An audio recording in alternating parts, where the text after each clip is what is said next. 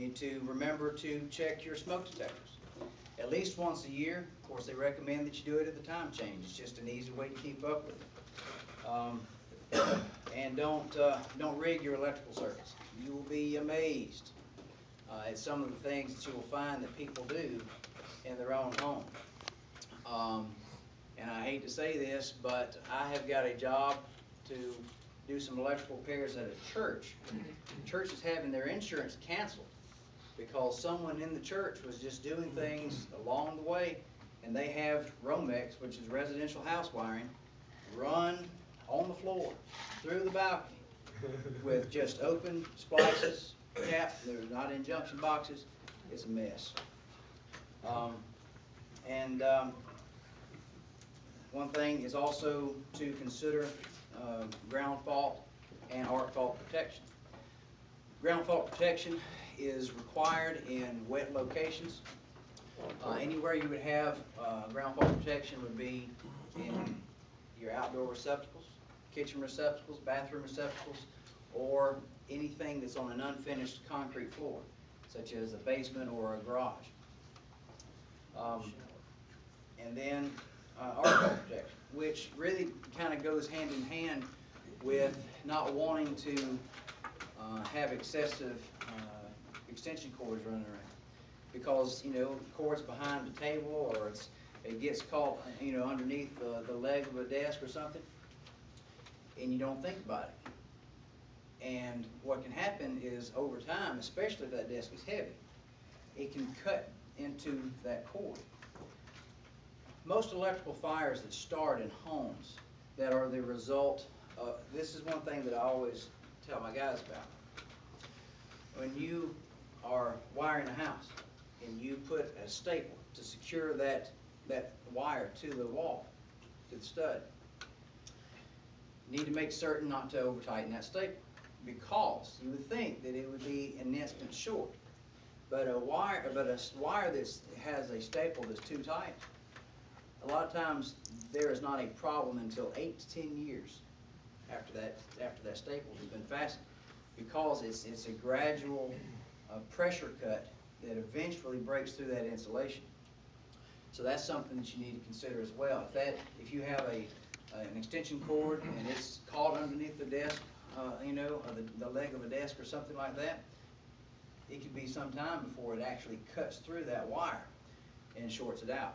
And that's what I want to talk about today as far as arc fault breakers, and how important that really is to have those. In the United States, there are approximately 40,000 house fires each year due to electrical problems. The location of most of those fires is in the bedroom.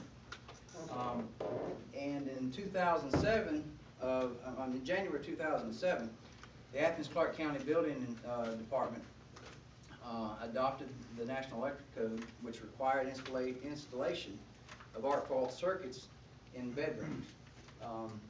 In 2011, in January 2011, they extended that to all general outlet and lighting circuits to give that protection throughout the home. Now, I brought an arc fault and a regular breaker with me. Now, I can pass this around, but I don't think you're really going to care. This is a standard circuit breaker, 15 amp single breaker. This is what you're going to have on most of the lighting and receptacle circuits throughout your house. This would typically power a bedroom, living room, anything like that. This is the 15 amp arc fault. Okay? These are also rated in 20 amp.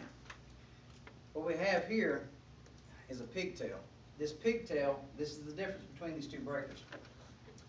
This pigtail connects to the neutral bar in the panel, and then the actual neutral conductor connects to this extra screw terminal that we have here. Now, you're thinking, what does that matter to me? All right. An arc fault, as I said, is any time there is an arcing that leads to a short circuit. This typical breaker here, what it does is it trips for one of two reasons. There is either an overload where you are drawing too much current and it trips the breaker, or there is a short circuit that occurs. when a short circuit occurs, the spark from that short circuit on the cord, even though it is momentary, I mean it's the blink of an eye, that spot in that cord can get as hot as 10,000 degrees. And if that is near combustible surfaces, then it can cause a fire. But this, you actually have to have a short circuit before this will trip off. Okay, you already got that spark before this will shut off. That's the difference between this breaker here. This breaker will recognize if you have arcing that is occurring that will lead to a short circuit and trips before it happens. What happens is, to make this a simple explanation, as simple as I can make anything, because I have a tendency to overcomplicate things but try to make them simple. And what happens is your power is basically running in a circle from your panel through your lightings, through your receptacles, and back to the panel. What this does, there's actually a circuit board inside of this panel. Inside of this breaker, and what it does is it registers the amount of power that's going from your panel and back to your panel.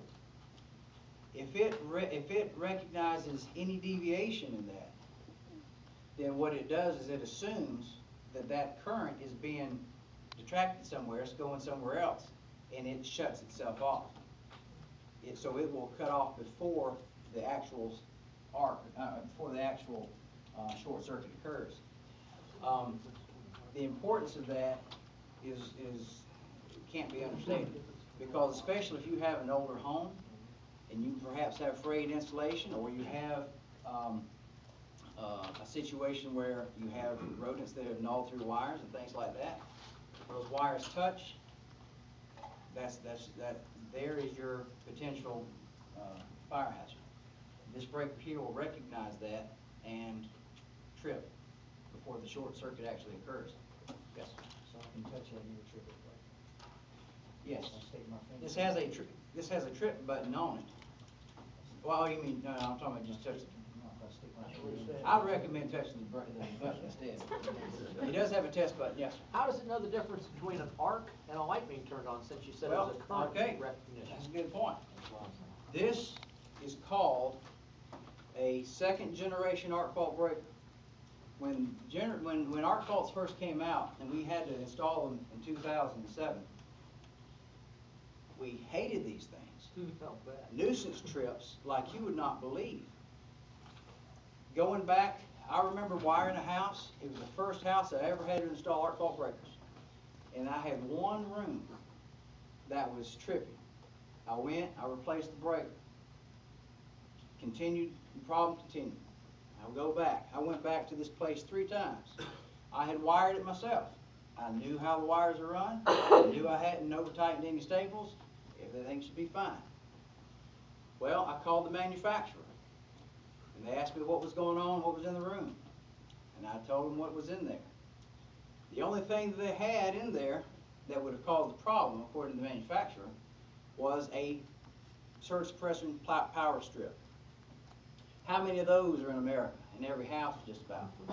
Well, they said that can cause resistance that would trip this. That's ridiculous.